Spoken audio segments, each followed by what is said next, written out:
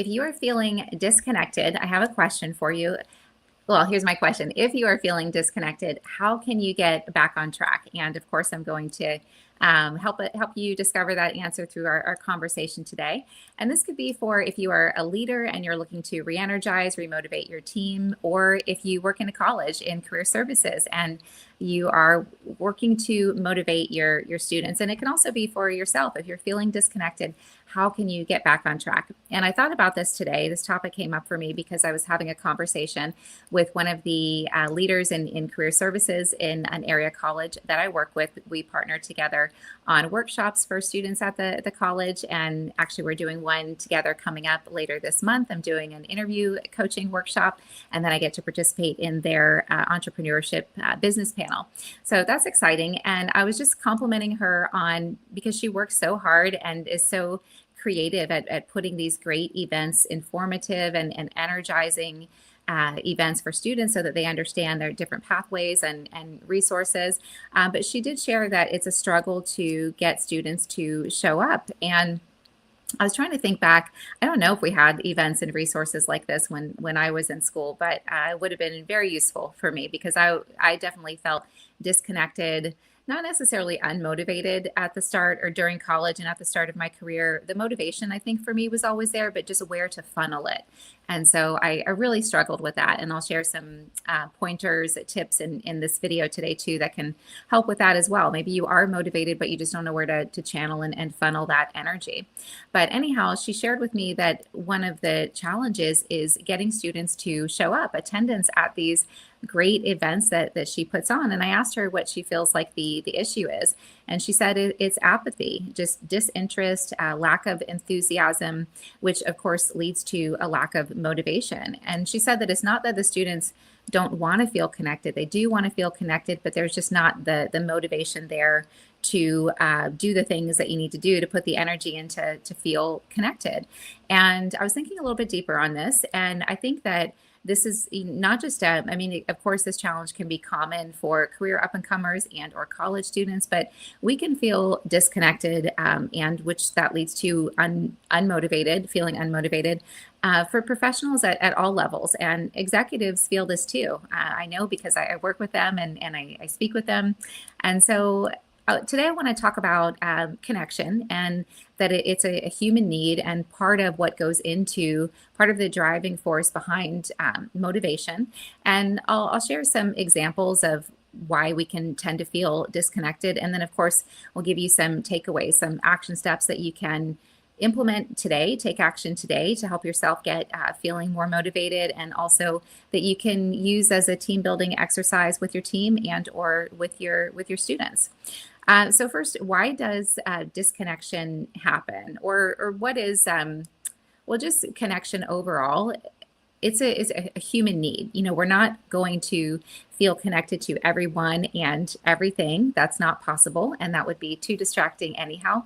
But we want to feel connected. We want to feel understood to someone, to something, and especially to the work that we are doing if we're going to feel motivated. Without connection to the work and the people around us, our motivation can slip. And I want to talk about just relating it to the topic of motivation to organizational psychology and some research and theory in organizational psychology, in particular Herzberg's two-factor theory. I really like this one just because I'm really big on motivation. And I don't think that, you know, if a student or a professional is consistently unmotivated, I don't think that means that they're an unmotivated person. I think that they need to, if they can identify what is meaningful to them and then prioritize it, and that's part of the tips that we'll get into in a little bit, well, then they're going to naturally be motivated. So I think that's more of the issue.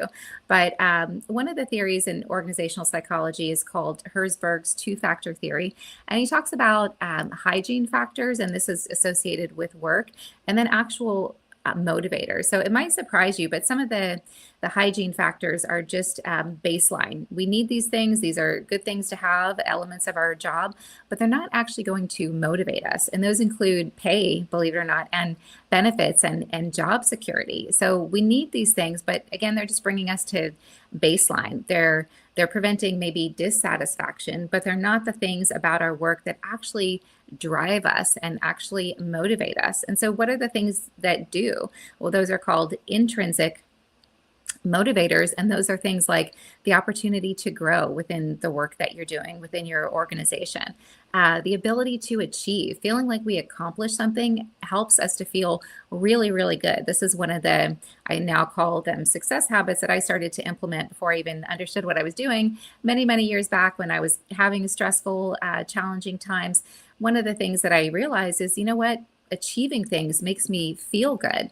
And this is true with motivation at work as well. And then additionally, some of the other intrinsic motivators are autonomy and purpose. So maybe the work that we're doing is not our life purpose, our end goal. Maybe it is a stepping stone to help us get there.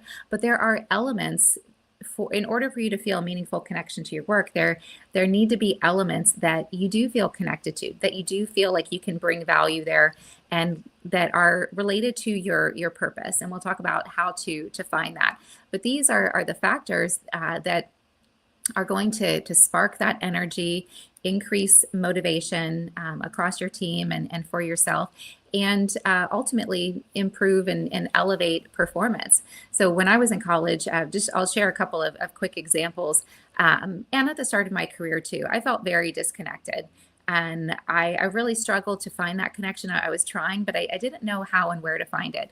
And one of the reasons was with all of the stress, and it was bringing some anxiety, which we can all have from time to time. But when we're feeling anxious, we're not able to really listen to ourselves, and there's not as much awareness there, or maybe none at all, when we're in a state of anxiety around what is really meaningful to us. And if you haven't identified what is meaningful to you, then you won't be able to prioritize it. And so this was my struggle in college and early on in my career.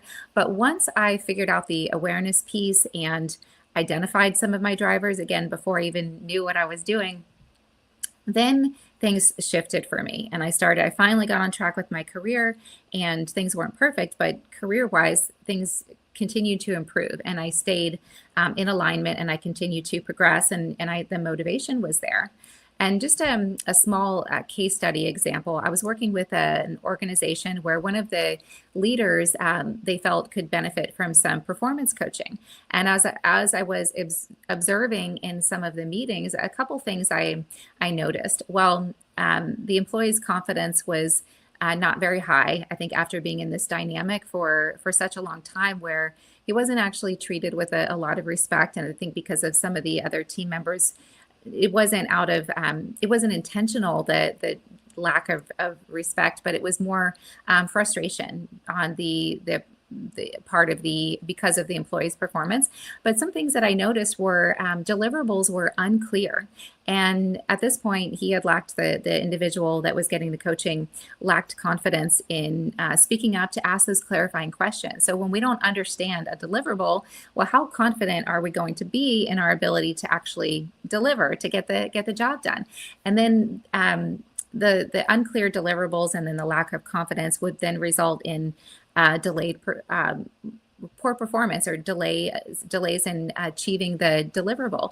And so then the other members of the leadership team would step in and just do the thing for the employee. So then going back to the intrinsic motivators, well, he didn't have responsibility over and accountability, the ability to hold himself accountable and take responsibility and have autonomy in doing the task. So all of these things led to a decrease in motivation. Whereas, in talking with the employee, he loved his job and he wanted to stay. So he was feeling a bit stressed, and that, there were some challenge. There were concerns with his performance. But so what would the solution be? Well, one, clear deliverables. If we need to understand the task, and I think this happens a lot where we don't ask those clarifying questions, and then we don't have the tools we need, information to do the task, to actually complete it. And also ownership over our work. This is, according to research and theory, something that is key in your employees feeling intrinsically motivated. So maybe, okay, here's the clear deliverable, but you do it the way that you know how. I trust you on how you get there. Come to me if you have questions, but I know that you got this. A manager that I had previously, work for myself now, of course, but he was really great. One of the things he would say to me, what did he say exactly? I think, get into trouble. Because this is a challenge that I've had throughout my career is, I don't want to bother people. I think I talked about this in a recent video. But he said, you're not going to mess anything up. Just go do it. And that gave me, that motivated me more. It gave me confidence. So your team, individuals, we need to feel like we have ownership and responsibility over our work in order to feel motivated.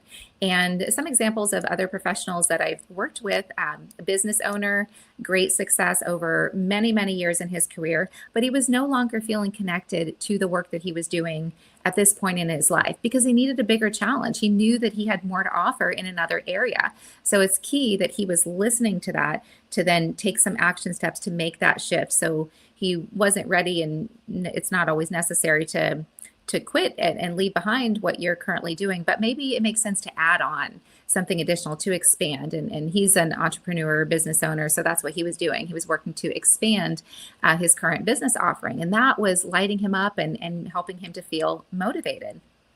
And then another example I worked with, I don't want to give too many examples because then I go on long tangents and the video is too long. So we'll keep it, we'll share an example of high-level executive, so third line leadership, where he was successful and had advanced far in his career and with this organization, but he wasn't feeling connected to the space. And in conversation, he shared that, way back when he first got promoted into that role, that connection, the connection to the work wasn't really there. He didn't feel energized and motivated around it. So then what happens when we don't listen to this? And it's not to say that we're doing anything wrong. So we don't want to beat ourselves up. It's just about awareness. So you want to pay attention and listen to how you're actually feeling so that you can, maybe it's not time to leave that organization or even to pivot roles, but you want to stay open and curious and just aware, okay, this isn't really feeling like my lane. So maybe it's for right now, but let me start to get curious and excited about what else is out there so that I stay open. All right. So these are just some examples of how this feeling of disconnect, which leads to lack of motivation, can happen at any level.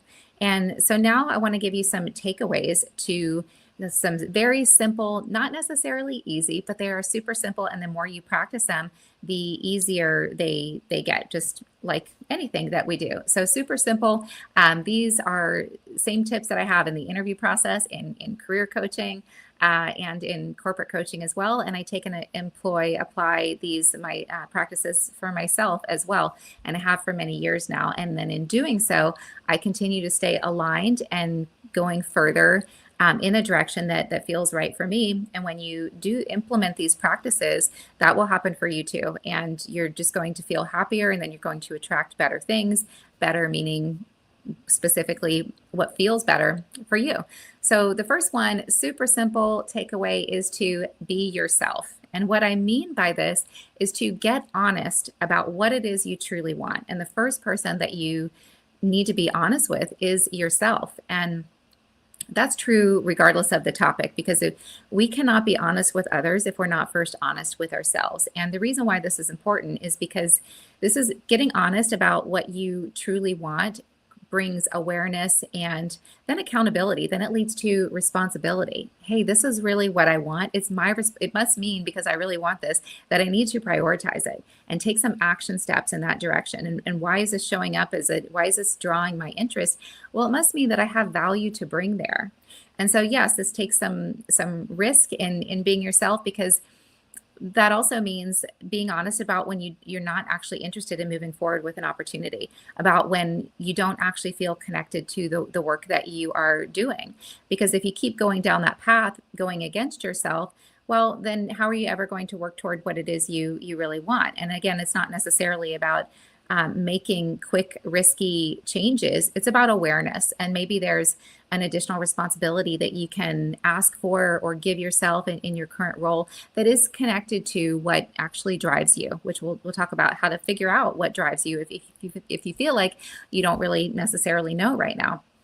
So that's number one, be yourself. Number two is to listen to your emotions. This is going to help you figure out how to be yourself. So you want to pay attention to what excites you. What are you feeling drawn toward? What are you finding yourself curious about? And that is a sign that you want to go in that direction. And equally, you want to do, this is one of my favorite coaching concepts, focus on the frustration. I've changed the course of my career and my life many times by in areas that needed change. This is part of growth.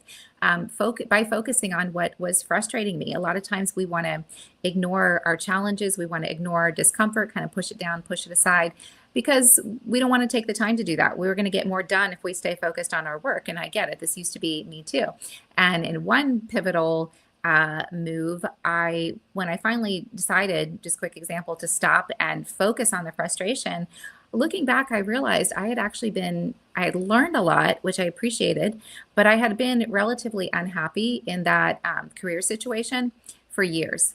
But it took me sitting there and just sitting with that discomfort and asking myself some questions. One, identifying the emotion. How do you feel? Well, I feel frustrated. Okay, but why? Well, because this happened. Okay, but then why? And then you go 7 layers deep, and this is introspection, self-reflection, super valuable process and practice that will help you get motivated and go further faster in the direction that is right for you. So that's number two, listen to your emotions. And then number three, I would say be intentional. The first two steps, being yourself and listening to your emotions, those are key in helping you discover your why. What is it that you want? And more importantly, why? And then if you can, once you've gone through the process of giving yourself some time to sit with and think about and focusing on what it is you really want and why, well, now you can be intentional. Now you can align your time and your energy with what feels meaningful to you. And so these are super simple, what I call success habits that I started implementing years ago before I knew what they were. And then later, after I had accelerated on my career path, and I'm still not there. I'm still going. There's still more. And this is the thing about goals. When we are motivated and we start to achieve our goals, well, they're moving targets, because then something else comes in. And this is going back to the intrinsic motivators. Well, we want to achieve, we want to grow. So yeah, there's always more to go, for myself as well. But these simple, not necessarily easy, but very simple success habits that I know you can do are going to help you identify that first step when it shows up. And this is where I see a lot of professionals stuck. Sometimes they get stuck on never taking the first step or delaying. I don't want to say never. We still have opportunities. More opportunities will always come. But it's up to us to take the first step. But sometimes we're waiting to map out. We want to know for sure what steps 8, 9, and 10 are going to look like. But I promise you, the second step cannot show up until you take the first step. And so if we're stuck in this fear, well, I want to try this, but I don't know if it's going to work out. What am I going to do when I get to this step? Then you're thinking too far ahead. And so you want to go back to being yourself, listening to your emotions, and then so you can identify and align your priorities, and then you can be intentional. You can take the first step, and then the second will show up. And so if you are feeling disconnected at times, some of the time, a lot of the time, just a reminder that motivation comes from connection to yourself and to meaningful work and to others. And how you're going to find that is by listening to yourself, your emotions, being yourself, and then working to align your actions with what is a priority for you, prioritizing what is meaningful to you. Okay. And so how do you do this? If you need a little help, an exercise that I created is called Identify Your Drivers. This is something I give to my clients and students in our workshops together. And this helps you discover what it is that truly motivates you. And then it helps you, and this is the key, align your daily actions accordingly. So, real quick example, my drivers, I believe everybody has 2 to 3 drivers, and they are emotions and or activities. And mine are freedom, self-expression, and helping others. So you see, very simple. And maybe, well, now that is my career. That is in following the process that I've shared with you, these 3 simple action steps, I have now created that life for myself. So I'm doing each of my drivers something that stimulates my drivers each and every day, a lot of times, a lot of the day. But if you can find, if once you identify your drivers, and then you can find activities that maybe they're during the course of your workday, but maybe they're not, but they stimulate those drivers, you're going to feel happier, you're going to feel more motivated, you're going to get more done with less time and effort. Anyhow, if you would like a copy, I'm happy to give it to you.